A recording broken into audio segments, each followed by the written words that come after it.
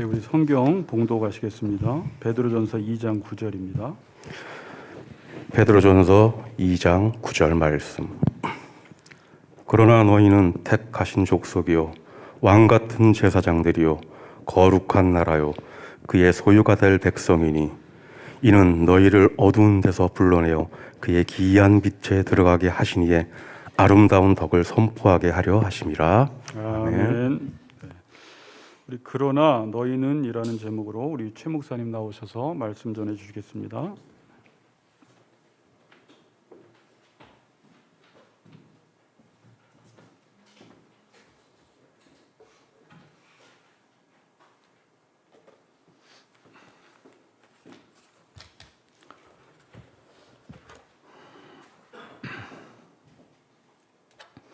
한 주간 평안하셨습니까? 예. 무소부재하신 하나님께서 또 이 자리에 함께 하시고 또 영상으로 예배드리는 그 가정에도 그 위치에도 함께 하시리라 믿습니다. 예. 저와 함께 말씀을 이제 한 주가 이제 5째 주가 됐군요. 오늘 마무리를 짓게 되겠고 이제 2주 후에 하나님이 허락하시면 그 CNM 훈련이라는 그 과정으로 또 주일 오후에 뵐 것으로 생각이 듭니다.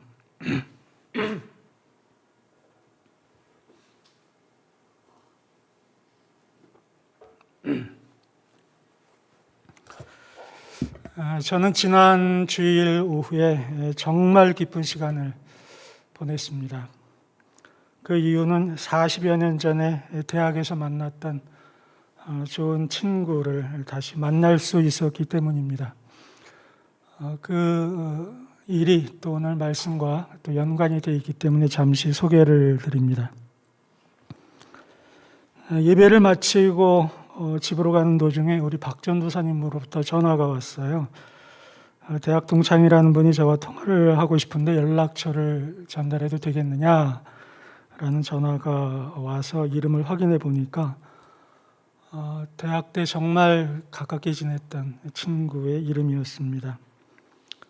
사실 그 선교사들 거의 대부분이 그 미국에서 오랜 기간 지내다 보면 거의 인간관계가 끊어집니다. 연락처도 바뀌고 하기 때문에 저 역시 한국에 들어왔을 때 좀 보고 싶고 만나고 싶었던 친구였어요. 그런데 만날 수가 없었죠. 그런데 이 친구 또한 저를 만나고 싶었던 모양입니다. 그래서 과거에 제가 사역했던 교회에도 전화를 하고 또 총회까지 전화를 해서 제 연락처를 알고 싶었지만 요즘에 그 개인정보를 보호한다는 이유로 거절당했다고 합니다. 그러다가 같이 걷는 교회 유튜브를 본 거예요. 예. 거기에서 제 모습을 보고 또 관련 자료를 검색하다가 전도사님 번호를 알게 됐답니다. 저는 그 친구와 통화를 하고 나서 단숨에 그를 찾아갔습니다. 그리고 밤 늦게까지 시간 가는 줄 모르고 대화를 나눴어요. 여러 대화를 나눴는데 그 중에 하나는 이제 여러 다른 대학 동창들에 관한 이야기들, 정말 오랜만에 그들의 소식을 들었습니다. 그들은 졸업 이후에 각자 우리 한국 사회에서 좋은 직장, 좋은 지위에 있는 친구들 다 전문성을 가지고 살아왔더라고요. 그런데 나이가 환갑이 지나다 보니까 다 은퇴를 거의 하고 이제 예전에 그 한국 사회의 고위 어떤 좋은 직장에서부터 또 다른 직종으로 전업한 친구들도 있었습니다. 저는 그 이야기를 이렇게 서로 나누면서 이런 생각을 해봤어요. 나의 그 친구들은 진정한 그 상태, 어떻게 보면 그분들을 지금 어떻게 정의할 수 있을까? 그분들이 누구냐라고 물으면 어떻게 답할 수 있을까라는 질문을 던져봤습니다. 예를 들어서 그들은 여전히 저의 대학교 동창일까? 혹은 아니, 그게 아니라 그들은 여전히 대학생일까라는 질문을 던져봤어요. 지금 대학생일까요? 아닙니다. 그러면 그 가운데는 증권회사 고위 간부도 있었는데 퇴직을 했으니까 그는 그럼 증권회사의 고위 간부일까요? 한때는 그랬지만 지금은 아니에요. 그러면 지금 가지고 있는 직종에 그 일을 하고 있으면 과연 그는 지금 그 직종의 사람일까라는 질문을 던져봤어요. 근데 그것도 정답은 아닙니다. 왜일까요? 언젠가 시간이 지나고 나면 그 직종에서도 또 옮기거나 은퇴하게 되니까요. 그렇다면 도대체 그들은 과연 누구이며 나는 그들에게 누구이고 또 그 친구들에게 있어서 나는 누구, 저는 또 그 사람들은 누구일까? 이런 질문을 이제 대화 가운데 스스로 생각을 해봤습니다. 그랬더니 답이 나왔어요. 변치 않는 것이 하나 있다. 그것은 사회적으로 대학생이건 회사원이건 어떤 직종이든 간에 그것이 진실이 아니고 진정한 것은 뭐냐면 그들이 저의 친구라는 것이었습니다. 그리고 이번에 만난 그 친구 또한 저의 좋은 친구였고 또 그 친구에게 있어서 저 또한 또 좋은 친구였다는 것입니다. 이것은 시간이 얼마만큼 지나든 상황이 얼마나 바뀌든 간에 변치 않는 것입니다. 그는 과연 누구인가? 나의 친구라는 거죠. 수십 년을 떨어져 있어도 정말 만나고 싶은 그 친구. 만나면 밤새워서 이야기해도 그 시간이 부족하게 여겨지는 그 친구. 이러한 존재의 정의가 도로 변치 않는 것이다라는 것을 제가 지난주에 확인을 했고 또 같이 걷는 교회 유튜브 때문에 제가 그런 기쁨을 맛보게 되었습니다.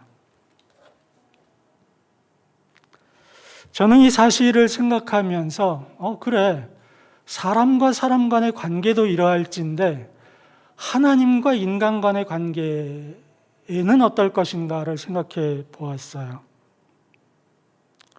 그런데 놀라운 것은 하나님과 인간 간의 관계, 특별히 하나님과 우리들 간의 관계, 이 관계에도 똑같은 법칙이 적용되고 있다는 사실이었습니다.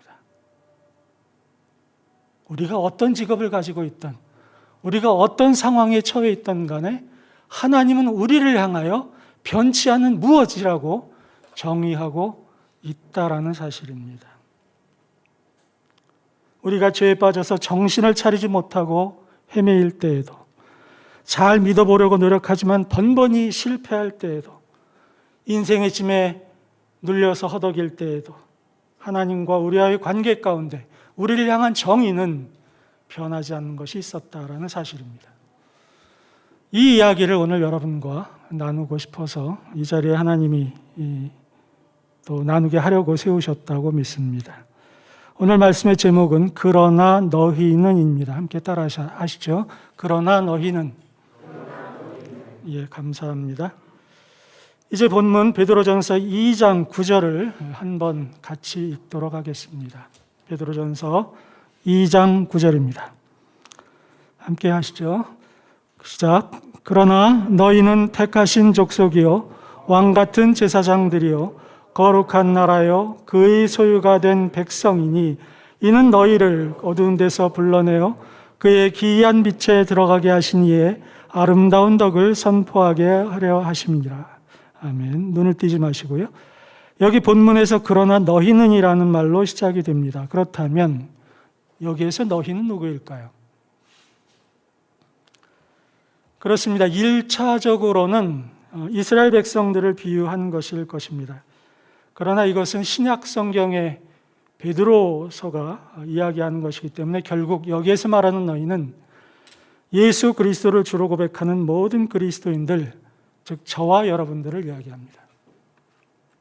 그런데 이 본문에서 우리를 어떻게 정의하느냐 하면 다음 네 가지로 정의를 합니다. 첫째, 택하신 족속이다. 두 번째, 왕같은 제사장이다. 세 번째, 거룩한 나라이다. 네 번째, 그의 소유가 된 백성이다라고 정의를 한다라는 사실입니다. 앞서서 제가 친구, 좋은 친구라는 관계가 변하지 않는 것처럼 하나님께서 우리를 보시기에 변하지 않는 정의가 있는데 바로 이 네 가지가 그 중에 하나라는 것이죠.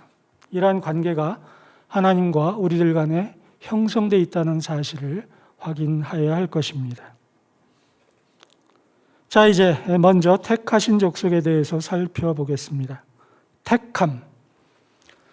이 택함이라는 것을 성경은 방금 말씀드린 대로 이스라엘 백성과 하나님께서 이스라엘 백성을 택하셨다라는 것에서 출발합니다. 그러나 신약으로 오면서 이 이스라엘 백성이 믿음으로 말미암아 이스라엘 백성 가운데 들어간 그들을 이야기하기 때문에 결국은 여기서 택하신 족속이라 하면 누구인가? 믿음을 통하여 거듭난 사람들, 믿음을 통하여 구원 안에 들어간 사람들을 이야기한다는 것을 알게 됩니다. 그런데 이렇게 택하신 족속들은 어떤 사람들이냐면 본문을 다시 보시면은요, 중반 부분에 이는 너희를 어두운 데서 불러내어 그의 기이한 빛에 들어가게 했다라는 이야기를 합니다. 자, 저를 보십시오. 하나님이 택하셨는데 택하신 이유가 있습니다. 왜 택했는가? 그리고 택함을 통해서 무엇을 하고자 하셨는가? 두 가지입니다.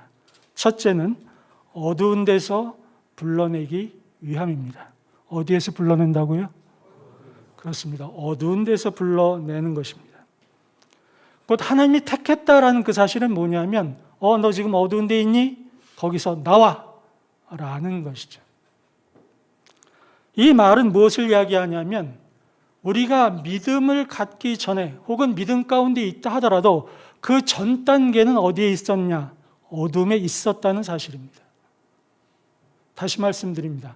모든 택한 자들은 어둠 가운데 있었던 사람들입니다. 혹은 그 믿음이 있다 하더라도 그 믿음의 정도에 따라서 아직도 어둠에 여전히 있을 수 있다는 이야기예요. 그런데 결론은 뭐냐면 그곳에서부터 자의적으로 나오든 강제로 끄집어내든 어둠에서부터 나오는 존재가 바로 택함받은 존재라는 사실입니다. 그렇다면 그리스도인들이 과거에 머물렀던 어두운 데는 어디였을까요? 그 답은 본문에서 계속 이어지는 베드로후서 2장 17절에서 답을 찾을 수 있습니다. 제가 봉독해 드립니다. 이 사람들은 물 없는 샘이요 광풍에 밀려가는 안개니 그들을 위하여 캄캄한 어둠이 예비되어 있나니. 이 말씀을 이해하기 위해서는 그 앞에 말을 우리가 봐야 되는데 거기에 발람이라는 구약의 한 선지자가 등장합니다. 이 사람의 죄악된 행동 때문에 그 죄악의 결과물로 캄캄한 어둠이 기다리고 있었다라는 것을 이야기한 구절입니다. 곧 베드로가 본문에서 이야기하고자 했던 어둠은 뭐냐면 과거에 혹은 믿음이 연약한 상태의 현재에 악의 영이 지배하는 곳, 불법이 횡행함으로 인해서 고통 중에 있는 세상을 이야기합니다. 그곳에서 신음하고 그곳에서 눈물 흘리는 그 상태, 그것을 어두움이라고 표현한 것입니다. 여러분, 한국에서 가장 많이 신앙하는 종교가 있죠. 뭐라고 이야기하지 않습니다만 그 종교에서 인생을 뭐라고 이야기합니까? 고해라고 이야기하죠. 고해. 고해가 뭡니까? 고통의 바다 아닙니까? 그래서 이 땅을 살아가는 것 자체가 고통이요 고난이라는 것이 그분들의 기본적인 개념입니다. 그런데 성경은 어떻게 이야기하는가? 성경도 별반 다르지 않아요. 심지어 예수님께서 마태복음 11장 28절에서 수고하고 무거운 짐진 자들아 다 내게로 오라 내가 너희를 쉬게 하리라 라고 하셨잖아요. 수고하고 무거운 짐진 자들아 다 내게로 오라 라고 말씀하신 것은 짐을 지고 있으니까 오라고 한 거죠. 아무 짐도 안 지고 있는데 오라고 하겠습니까? 그 예수님이 이 땅에 살고 있는 사람들의 예수님께서 이 땅에 살고 있는 사람들을 보시는 관점은 모두가 수고하고 무거운 짐을 지고 있다라는 것입니다. 그렇습니다. 그렇기 때문에 이 땅에 사는 사람들, 고난 중에 있는 사람들은 어떻게 살아가고자 하는가? 이렇게 삽니다. 그래, 내가 이 고난에서 벗어날 수 있는 길은 조금 더 가져야 돼.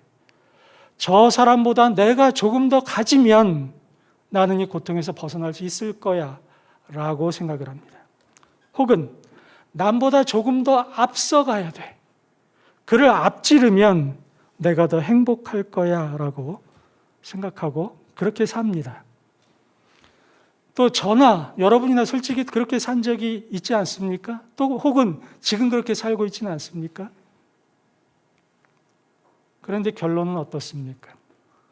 남보다 조금 더 가지셨으면 그 가진 다음에 만족하십니까? 아니에요. 조금 더 가지면 더 가져야 할 것이 보이게 되어 있습니다. 남보다 조금 더 앞섰어요. 그러면 행복하십니까? 아니에요. 그 앞에는 앞서야 할 또 다른 사람이 있는 거예요. 마치 산을 하나 넘고 나면 또 다른 산이 앞에 있는 것처럼 너무너무 목이 말라서 바다에서 바닷물을 마시면 더 목이 마르고 산이 높은 것처럼 우리들의 그 고난의 삶은 이런 것으로 해결되지 않습니다. 또한 사람들은 이렇게도 말해요. 내 삶은 나의 거야.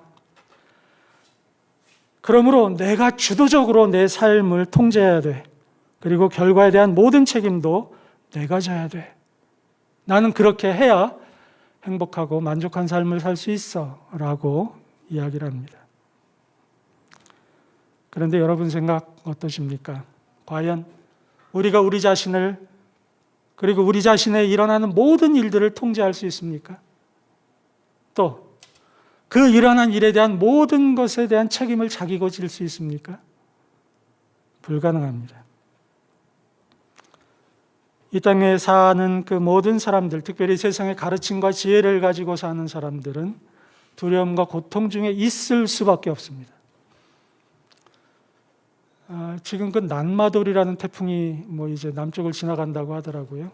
한국의 남부 쪽에 또 피해를 줄 거라는 보도가 있는데, 저는 그 지난번 흰남노라는 태풍이 올 때 위성 사진을 봤어요. 봤더니 이거는 미국이나 이런 데 간에 허리케인 한 두세 배 되는 듯한 크기더라고요. 거의 그 대만, 일본 완전히 덮었어요, 그게. 저는 그게 한국 그 한반도에 상륙했을 때를 생각해 보니까 끔찍하더라고요. 저게 과연 왔다 그러면 이제 문제가 있다.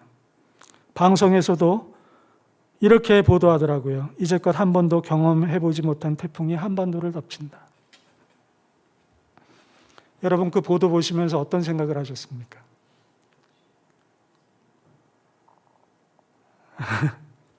저는 그걸 보면서 이런 태풍이 오면 내가 뭘 준비해야지? 딱 준비해야 될 게 두 개 생각나더라고요. 단전되면 후레쉬가 있어야 되겠구나.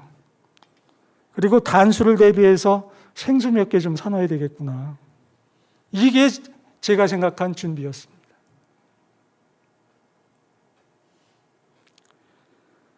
과연 우리들의 삶에 불어닥치는 이 거대한 태풍들 앞에서 우리는 우리 자신을 통제할 수 있겠습니까? 그리고 그 결과를 책임질 수 있겠습니까? 불가능합니다.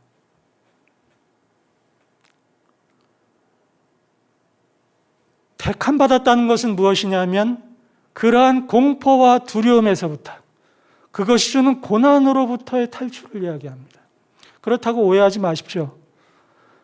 예수님께서 택해서 어둠에서 불렀다고 해서 흰남노라는 태풍을 피해간다는 이야기가 아닙니다.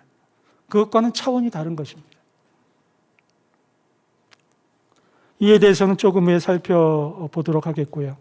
어찌되었든 어둠에서 불러난다는 이야기는 현재 예수님을 믿든지 믿지 않든지 간에 그가 지금 교회에 출석하든지 하지 않든 간에 하나님께서 구원하기로 작정하신 사람들은 반드시 그 어두움에서부터 끄집어 낸다라는 것입니다.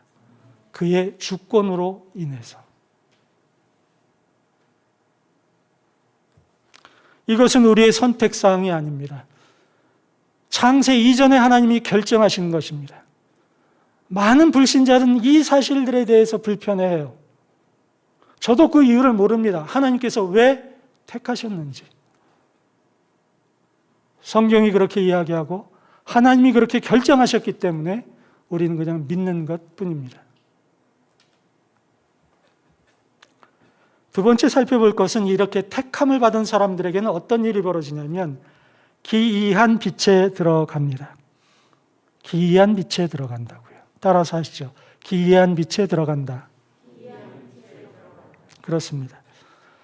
여기서 말하는 기이한이라는 단어는 놀랍다, 멋지다, 훌륭하다라는 뜻을 가지고 있습니다. 따라서 하나님의 택함을 받은 존재는 놀라운 빛 가운데로 들어가고 멋진 빛 가운데로 들어가며 훌륭한 광채 속으로 들어간다라는 의미입니다. 저는 이 말씀이 진리임을 확신합니다. 정말 진리다. 왜 그러냐면 저의 짧은 경험 때문입니다. 본의 아니게 강론 때마다 암 얘기를 자꾸 해서 송구스럽습니다만 저의 요즘 생활이 다 그렇기 때문에 나오는 예화가 그거라는 것 이해해 주시기 바랍니다. 제가 어떤 분들과 대화를 나누면서 지금까지 암 수술을 2번 했고요. 현재 항암 치료를 받고 있습니다. 라는 말씀을 딱 건네드리면 상대방의 표정이 여태까지 좋았다가 갑자기 싹 어두워지세요. 그 어두운 것이 저를 염려하시기 때문이죠. 무척 걱정스러운 얼굴로 저를 바라봅니다. 그리고 위로해주고 격려해줍니다. 그러면서 얼굴빛이 좋다고도 이야기하시고 그래요. 제가 그분의 마음을 이렇게 그냥 읽어보면 참 저를 아끼시지만 그러나 또 염려도 많이 하시겠구나, 제가 많이 힘들어하겠구나라는 그런 마음을 제가 읽습니다. 너무 감사하죠. 그런데 그분의 예상과 달리요, 저의 마음은 얼마나 놀랍고 평안한지 모릅니다. 정말 기이할 정도로 평안해요. 그리고 놀라울 정도로 행복합니다. 제가 여태까지 살아오면서 이렇게 행복한 적이 있었나라고 생각할 정도로 행복을 누리고 살고 있어요. 그렇다고 해서 암에 걸린 것이 행복하다, 항암 치료받는 과정이 행복하다라는 것이 아닙니다. 그것이 행복의 원인이라는 말씀이 아니라는 거죠. 제가 지금 경험하고 있는 이 기이한 빛, 평안함과 행복함은 암의 존재와는 아무런 상관이 없습니다. 암에 걸려있던 걸려있지 않던, 제가 하나님의 택함을 받은 사람이라는 것, 하나님이 저의 삶을 책임지시고 저의 생 가운데 하나님이 이루고자 하시는 일들을 하나둘 차근차근 이루어 가신다는 것, 그 사실이 너무도 감사하고 놀라운 거예요. 저는 이번에 5주를 연이어서 여러분들과 이렇게 말씀을 나눌 수 있으리라고 100% 기대하지 못했습니다. 왜냐하면 항암 치료라는 것이 이게 저희가 어떤 혈액이나 백혈구 수에 따라 항암 치료가 막 조정이 돼요. 그게 주일날과 겹치면 저는 나올 수가 없습니다. 또 앞으로 이제 18주간의 여러분들과 함께 이런 훈련의 과정을 하는데 제가 그것을 다 감당할 수 있을지도 잘 모르겠어요. 그러나 저는 하나님께서 하게 하시리라고 믿습니다. 왜 그렇습니까? 하나님이 저를 택하셨기 때문입니다. 그리고 하나님이 하시고자 하는 일들을 저를 통해서 이루어 가시기 때문이라고 저는 믿습니다. 그렇다면 그것이 단지 저만의 일일 것이냐라는 사실이에요. 여러분 그렇게 생각하십니까? 아닙니다.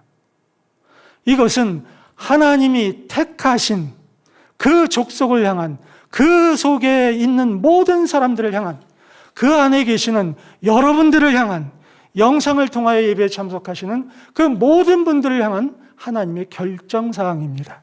무엇입니까? 기이한 빛에 들어가게 하신다는 것입니다. 암에 걸렸든 걸리지 않았든, 힘난로 태풍이 오든 안 오든 간에 기이한 빛에서 내가 살도록 하겠다라는 것이 하나님의 결정사항이다 라는 말씀을 드립니다.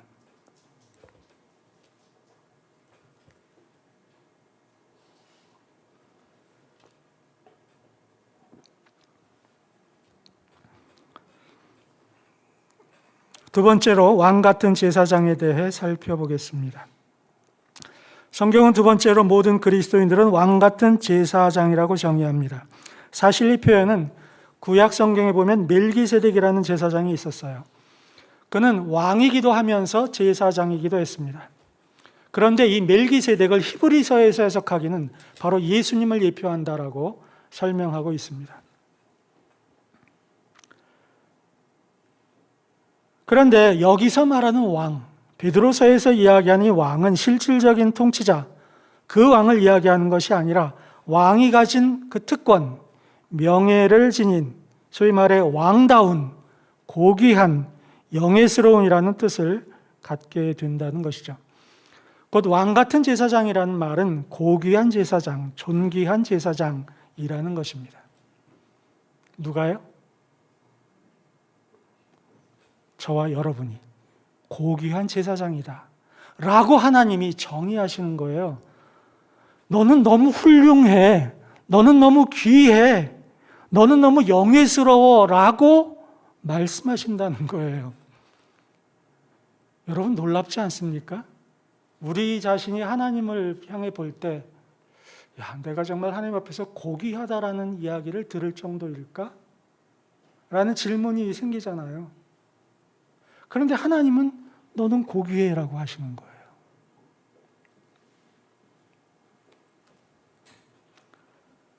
그러면 이렇게 고귀한 그 존재가 왜 중요한가? 제사장이기 때문입니다. 고귀한 제사장. 제사장은 어떤 존재인가요? 구약의 제사장은 인간 제사장이 여기 있으면, 저를 보시죠. 인간 제사장이 여기 있으면 사람들이, 이제 백성들이 죄를 짓잖아요. 그럼 제물을 가지고 제사장에게 옵니다. 그럼 제사장이 그걸 도살을 하죠. 그래서 여러 제사를 드려요. 헌제, 소제 이런 것들을 드리면 막 연기가 올라가고, 그럼 그것을 하나님께서 받으시죠. 그러니까 제사장이란 어떤 존재냐면 인간과 하나님 사이의 중간자의 존재라는 뜻입니다. 너희가 왜 중요하냐? 그것은 바로 내가 그냥 거기서 죄 짓고 사는데 내가 보기에 그래 안타깝다 너. 내가 그냥 귀하게 쳐줄게 이게 아니고, 너라는 존재가 어떤 존재냐면 인간과 하나님 사이의 중간에 있는 존재다라는 정의 때문에 귀하다고 하는 거예요. 그런데 이 귀한 이 제사장을 보통 한 3가지 정도로 지금 이렇게 바라보는 관점이 있습니다. 그 중에 첫 번째 보는 관점은 뭐냐면, 아직도 실제적으로 인간과 하나님 사이에 인간 제사장과 같은 역할을 하는 그런 사람이 있다라는 견해입니다. 그것이 바로 소위 말하는 로마 카톨릭의 그 가르침이죠. 성도들이 있고 하나님이 계시면 그 안에 사제가 존재하지 않습니까? 이 캐톨릭에서는 사람이 죄를 지으면 곧바로 하나님께 나아가서 이 회개할 수 있는 통로를 제안해 놓고 있어요. 반드시 죄를 지으면 사제한테 찾아가서 고해성사를 해야 합니다. 그러면 이 사제가 그 죄를 듣고 하나님께 하고 보속이라는 것을 말하죠. 그렇게 합니다. 캐톨릭은 그렇다고 해요. 기독교에도 비슷한 것이 어느새 생겨나기 시작했습니다. 평신도라는 그런 이름과 하나님이라는 그 사이에 목회자라는 레벨이 딱 존재한 거예요. 그러면서 은연중에 생긴 하나의 사고가 있었는데, 그게 뭐냐면 평신도가 이 하나님께 나아가는 데 있어서 캐톨릭의 사제 정도는 아니더라도 상당한 영향력을 주고 받을 수 있는 존재라는 인식을 직접적으로 주기도 했고 간접적으로 주기도 했다는 것입니다. 그래서 목회자와 평신도가 기능적으로는 다를 수 있어요. 그런데 신분적으로 다르다는 암시를 주기 시작한 겁니다. 교회 안에서 신분적으로 다르다. 마치 우리가 인식을 하기에 집사, 장로 이렇게 있으면 집사님, 장로님 할 때 사실은 교회 기능의 문제거든요. 장로직을 하시는 분과 집사직을 하시는 분, 물론 서로 존중해야 되고 의사결정권이 장로님이 더 높으시죠. 그럼에도 불구하고 하나님 앞에서 그 우열관계가 있는 게 아닙니다. 그런데 교회 내에서도 이런 서열이 존재해요. 집사님이 아니신 분들은 성도라고 하죠. 또 이런 관계들. 그것의 상층부의 목회자라는 그런 타이틀이 딱 존재한 겁니다. 제가 참 안타까운 것은 이분들을 하나님의 종이라고 되게 표현해요. 하나님의 종. 종은 servant, 노예잖아요. 그런데 많은 교회는 그렇지 않지만 그 중에 일부의 교회는 하나님의 종이라는 그 이름을 가지고 종 노릇하지 않아요. 물론 저도 그런 모습이 없지 않을 수 있겠습니다만 한국 교회가 많은 부분에서 성도들이 상처받는 것 중에 하나가 이것입니다. 교회에서 직분이 서열이 되었다라는 것이죠. 그런데 이상한 것은요, 목회자는 그렇다고 쳐요. 성도들도 그것을 받아들이기 시작했다는 것입니다. 인정하는 거예요. 그리고 거기에 순응합니다. 저는 거기에서 일종의 고의성을 발견합니다. 왜 성도들이 거기에 순응할까? 다 그렇지 않지만 일부의 어떤 그 마음가짐은 뭐냐면 교회 안에서 일을 구분하는 거예요. 그래, 이거는 목회자가 하는 거야. 응? 성도인 나는 안 해도 돼 라고 구분하기 시작한다는 거죠. 자기가 져야 할 십자가가 있는데 그 십자가를 목회자한테 딱 얹어버립니다. 그래, 나는 주일에 교회에 와서 예배 드려주면 되지 뭐. 더 이상 나에게 뭘 바라는 거야. 이런 이야기를 스스럼 없이 하는 거예요.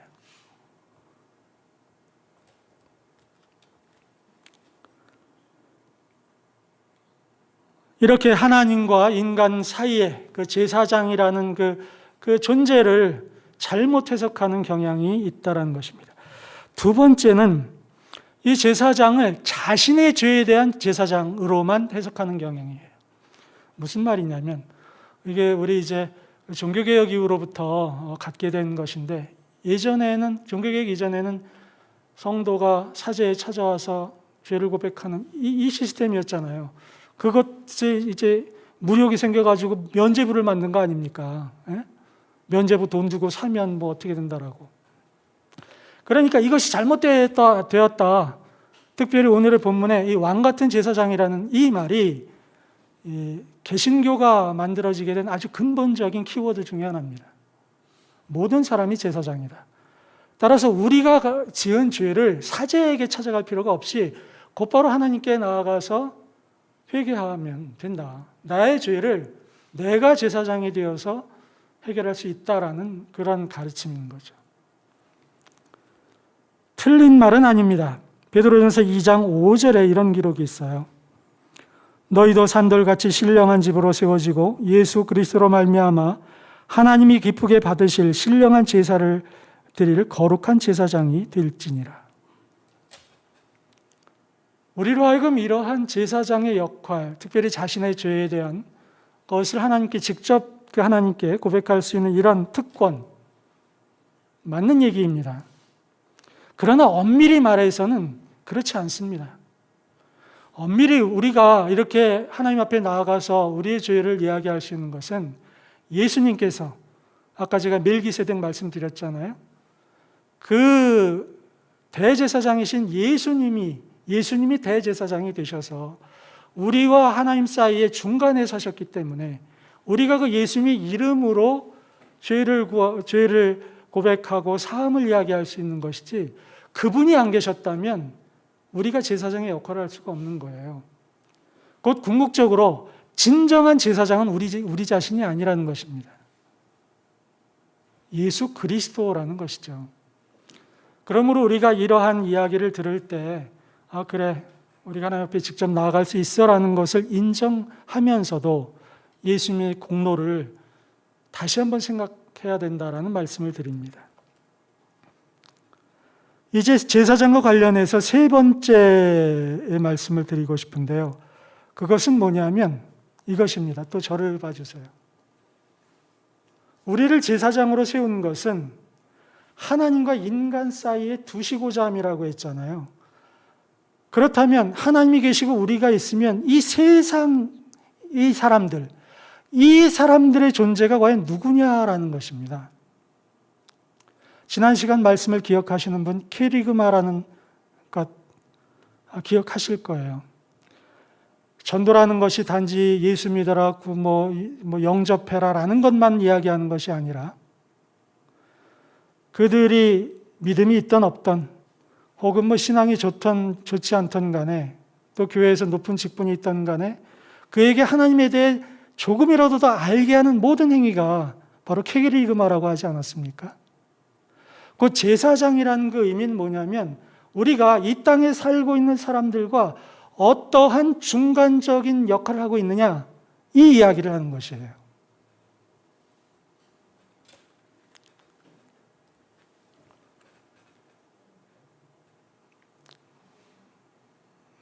그 다음으로 계속 넘어가겠습니다. 세 번째로 본문은 그리스도인들을 거룩한 나라라고 이야기합니다. 이건 간단하게만 말씀드리죠. 거룩이라는 것은 구별되었다라는 것입니다. 속된 것들로부터 따로 이렇게 떨어뜨렸다는 이야기예요. 하나님께서 택하신 자들 그리고 제사장으로 만들고자 하시는 그 뜻이 있는 분이 인간에게 특별히 그들에게 하시는 행위가 있어요. 그게 뭐냐면 구별시켜 놓는 일입니다. 처음에 예수님을 믿으면 다 잘 되는 것 같고 뭔가 풀리는 것 같은데 어떤 때부터 안 되기 시작할 때가 있어요. 사람들로부터 예수 믿는다고 차별받기 시작하고 사업을 하는데도 믿음을 따를까? 세상을 따를까?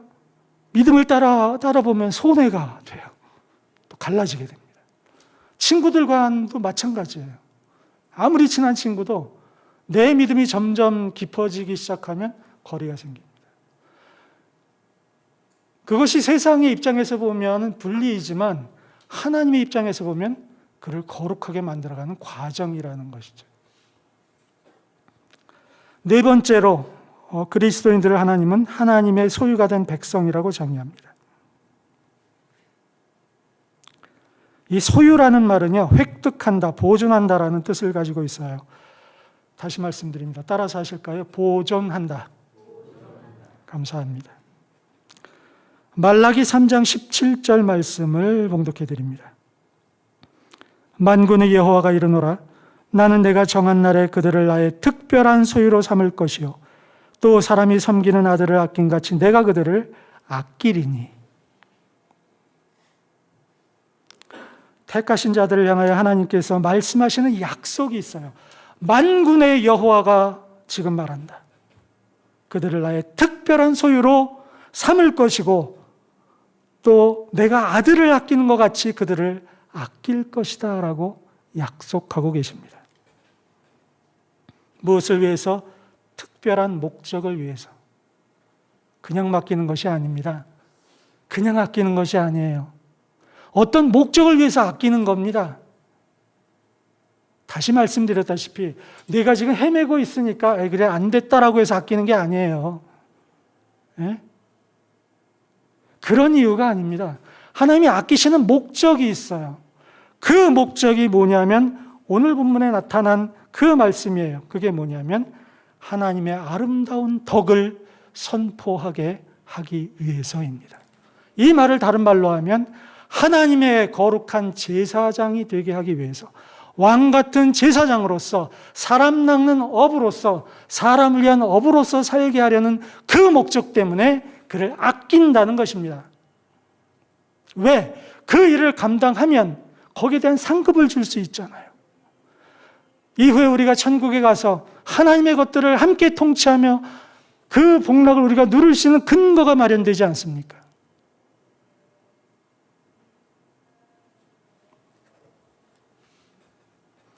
여기에서 쓰여진 선포라는 단어는 케리그마라는 단어가 아닙니다. 에칸겔로라는 단어인데 어떤 뜻이냐면 자기의 입으로 발성하다 널리 선언하다 세상에 알리다라는 뜻이에요. 그러므로 여기에서 말하는 선포라는 그 단어와 지난주에 말씀드렸던 케리그마라는 그 단어에는 의미상 별다른 차이가 없습니다. 하나님께서 저와 여러분을 왜 어두운 데서 불러내셨습니까? 왜 그의 기이한 빛에 들어가게 하셨습니까? 왜 저와 여러분으로 하여금 방언 나오려고 그러네. 저와 여러분으로 하여금 왜 왕같은 제사장이 되게 하셨을까요? 그 이유는 하나님의 아름다운 덕을 선포하게 하기 위해서입니다.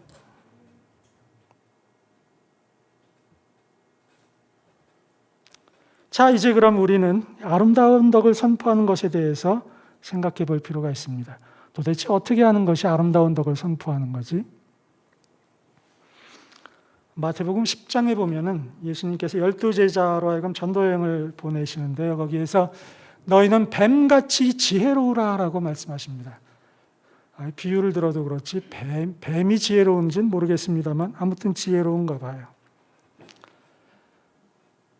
이렇게 하나님의 덕을 선포하는, 하나님에 대해서 알리는 행위를 제가 쭉 생각하다 보니까 문득 그림 하나가 떠오르더라고요. 그게 뭐냐면 우리 보통 도심지 이렇게 지나다 보면은요, 어떤 분들을 만나게 되는데 온몸에 혹은 그 차량에 예수 천당 불신 지옥 붙여 놓으세요. 그리고 핸드 마이크를 드시고 사거리 같은 데서 막 불신 지옥 외치십니다. 회개하라, 천국이 가까웠다. 여러분 보신 적 있나요? 저만 봤나요? 예. 저는 그 모습을 보면서 정말 저분의 열심은 제가 못 쫓아간다. 저렇게 하루 이틀도 아니고 계속 하실 텐데. 왜? 그 사거리만 가면 그분이 계시니까. 정말 그분 안에 자리 잡고 있는 그 열심, 간절함, 진정성, 그것은 정말 인정을 제가 해요. 그런데 제가 질문하는 것은 이것입니다. 저게 과연 뱀처럼 지혜로운 방법일까라는 거예요. 그분의 노력은 정말 우리가 그 열심은 인정할 수 있으나 저 방법을 통해서 예수님을 믿을 사람들이 얼마나 될까 하는 질문을 하게 돼요. 물론 그분 자신이 여러 가지 이야기를 하겠죠. 믿든지 아니 믿든지 마지막에 선지자의 이런 여러 가지 말씀을 하시겠지만 저는 복음에 대한 수용성, 소위 말하는 케리그마의 측면에서 볼 때에 하나님에 대해 얼마나 알리는 것인가라는 것을 질문하지 않을 수 없습니다. 바울조차도 우상 제물을 먹을 수가 있었어요. 그럼에도 불구하고 그는 믿음이 어린 자들이 실족을 당할까 봐 먹지 않습니다. 무슨 얘기인가 하면 아무리 정당한 행위라 하더라도 그것이 다른 사람들의 신앙에 장애를 주거나 혹은 혐오감을 주는 행위라면 그건 한번 생각해 봐야 되는 거 아닌가라는 거죠.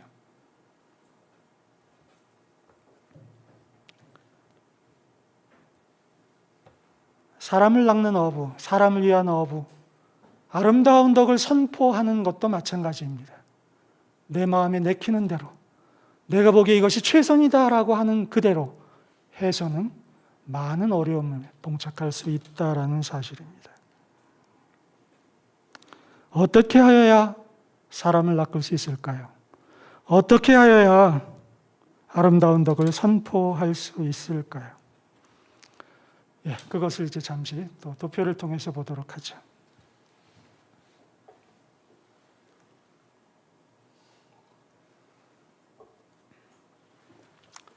지난주에 보셨던 그림입니다.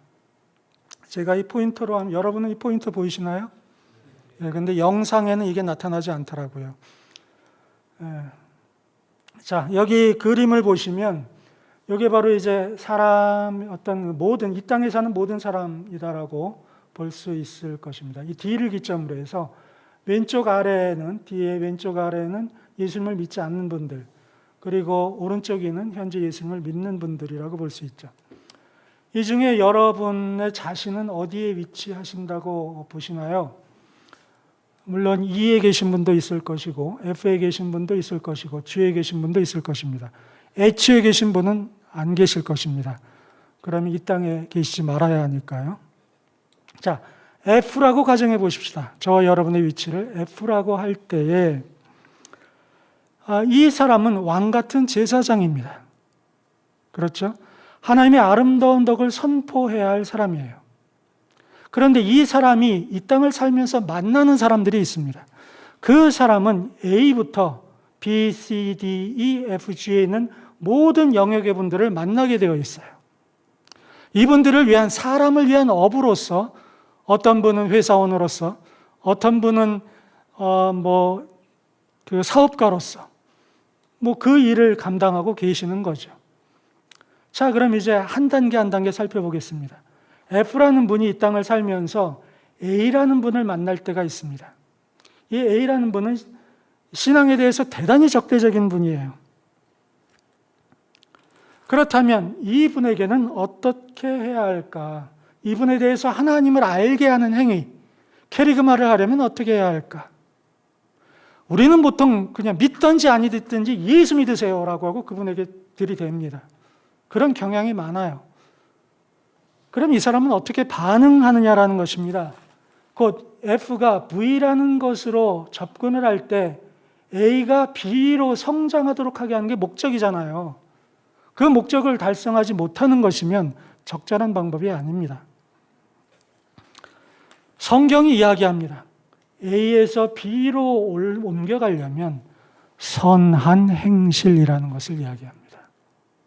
캐리그마를 전하는 한 가지의 방법 중에 하나가 선한 행실이라는 것이죠. 왜요? 이분은 어둠에 속해 계신 분이에요.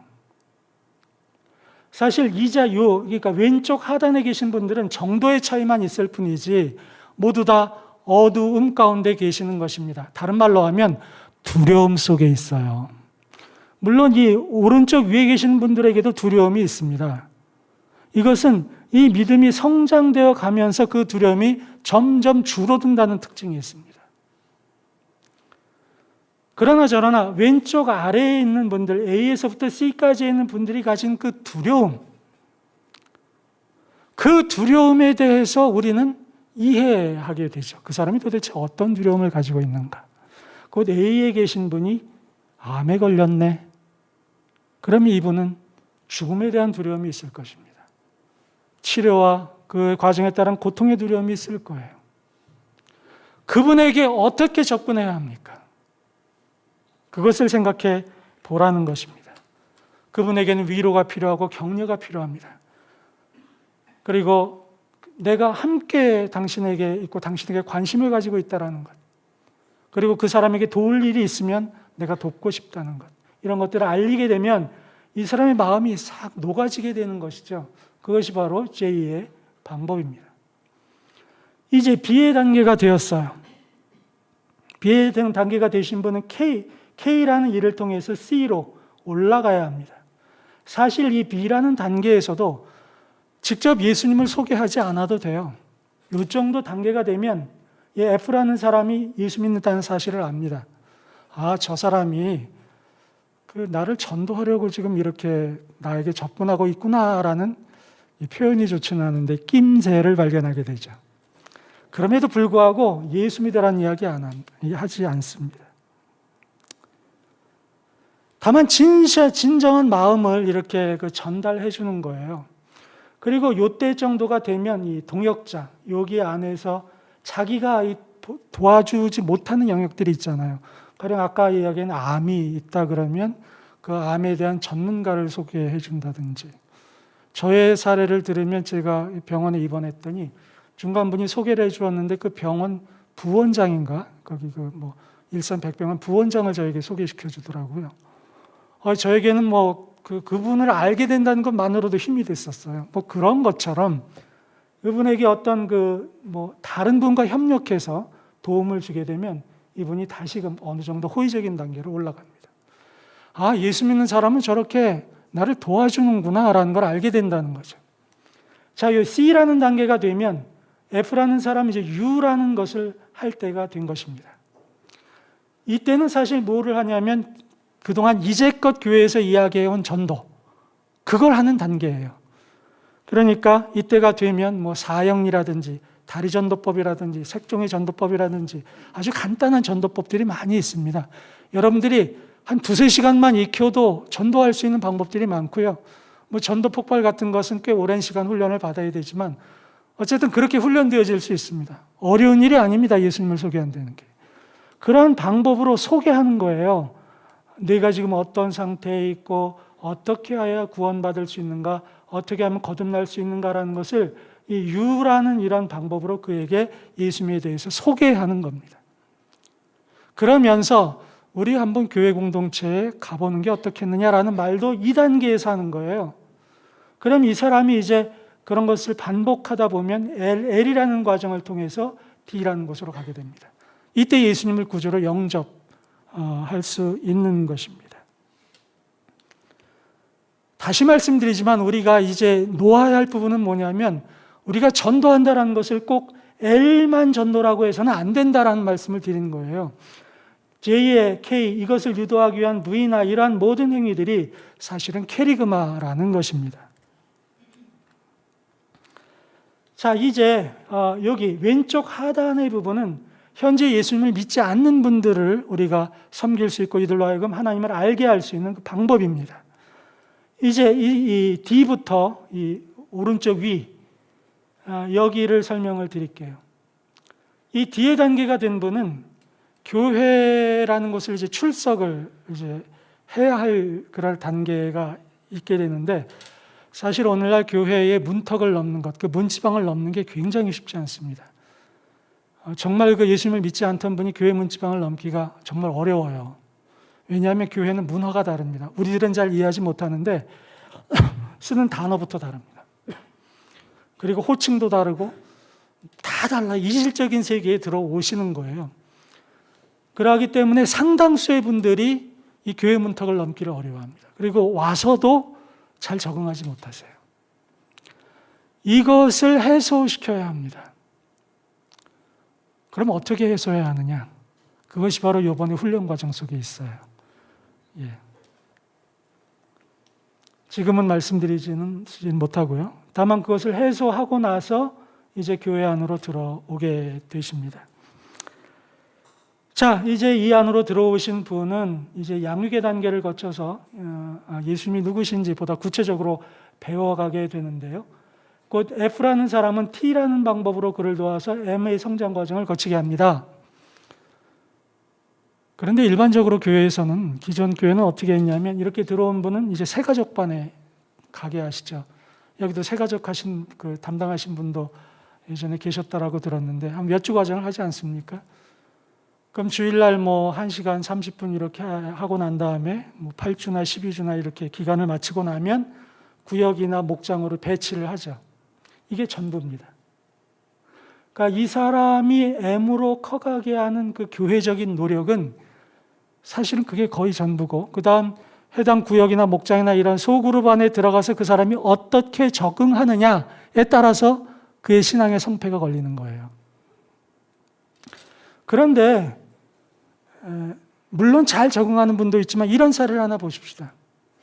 제가 저의 그 가령 뭐 사촌이 있는데 예수님을 안 믿어요. 근데 청년이에요. 그런데 이 사람을 인도해서 어쨌든 데려왔어요. 그래서 새가족부를 들어가기 위해서 훈련받게 했습니다.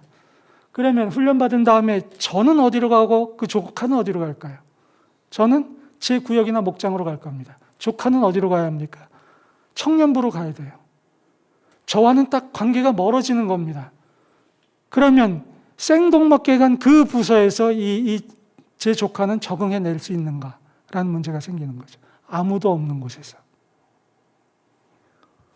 여기에서 많은 그 어떤 낙과 현상, 소위 말해서 교회 안에 어렵게 들여왔지만 떨어져 나간 일들이 여기에서 발생합니다. 제가 어떻게 잘하냐고요? 저도 새가족부 담당 교육자를 해봤거든요. 곧 교회 안에서 새가족부에 들어와서 등록카드를 내고 그것을 수료했다고 해서 이 사람이 양육되어졌느냐? 천만의 말씀이라는 것입니다. 그 다음 이제 2까지 올라간 분은 이제 F로 다시 가도록 F는 아래 도움을 줘야 합니다. 그리고 N으로 이렇게 또 성장하셔야 돼요. 그래서 신앙이 이제 자기 혼자 신앙할 수 있도록 만들어줘야 합니다. 그러면 이 사람에게 있어서는 뭐가 필요하냐면 적절한 훈련 과정이 필요합니다. 훈련 받아야 돼요. 교회 안에서 어떻게 해야 내가 내 신앙을 잘 관리하고, 지금 이단이 얼마나 많습니까? 그런 이단들의 그런 공격에서 내가 어떻게 자기를 방어하고 교회 안에서 어떻게 하면 관계를 잘 유지하고 해야 하는가라는 것을 배워야 하거든요. 그런데 오늘날 한국교회에서 그것을 배울 수 있는 기회가 어디 있습니까? 하나밖에 없어요, 사실은. 설교. 주일날 목사님을 통해서 강론되어지는 설교 이외에 어디에서 자신의 훈련을 받을 수가 있습니까? 제가 알고 있는 모 집사님이 아주 좋은 교회에 다니시는데 그분에게 이걸 여쭤봤어요. 어떻게 훈련시키냐 했더니 그 답은 이거였습니다. 자기가 알아서 훈련 과정을 찾아가야 합니다. 그러더라고요. 왜? 너무 크니까, 그 교회가. 그런데 자기 신앙을 제대로 관리하지 못하는 그 상태의 분이 훈련 과정을 찾아간다고요? 곧 여기에서 여기로 올라가지 못해서 방황을 하는 성도들이 너무도 많다는 것이에요. 세상에 예수 믿고 잘 믿고 싶지 않은 사람 어디 있습니까? 정말 잘 믿고 싶고 하나님의 축복을 받고 싶지 않은 사람은 또 어디에 있나요?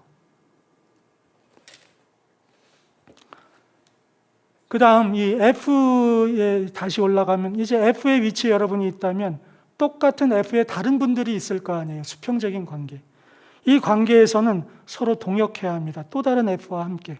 그래서 아까 B에서 C로 올라가는 이런 것이 필요할 때 함께 도와주는 거죠.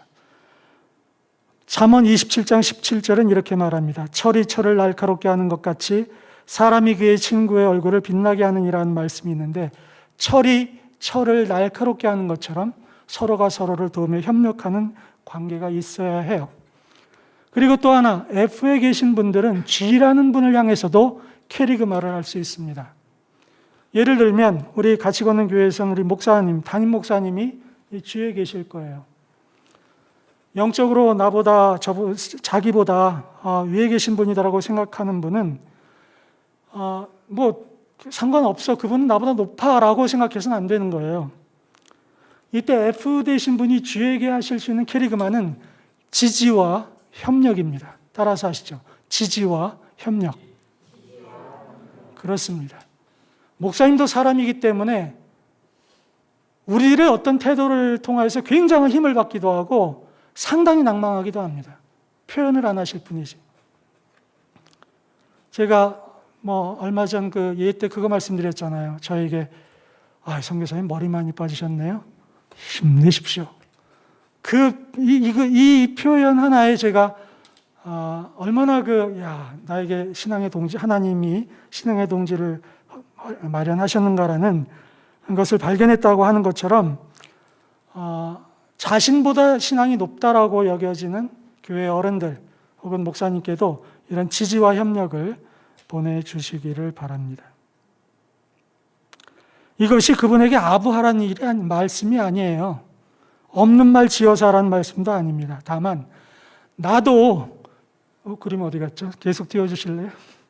나도 이 위치에 있는 사람으로서 영적 성장을 계속해야 되잖아요. 성화의 단계까지 가야 할 사람으로서 당신을 위한 캐리그마를 합니다라는 것을 표현하라는 것입니다.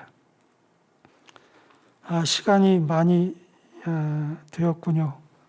3분 남았는데 앞으로 할 건 많지만 3분 안에 끝내겠습니다. 결론으로 말씀을 드립니다.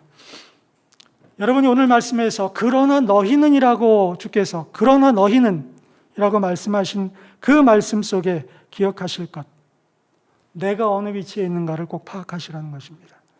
여러분이 이의 위치에 있을 수도 있어요. 어떤 분은 뒤에서 갓 믿게 되신 분이 있습니다.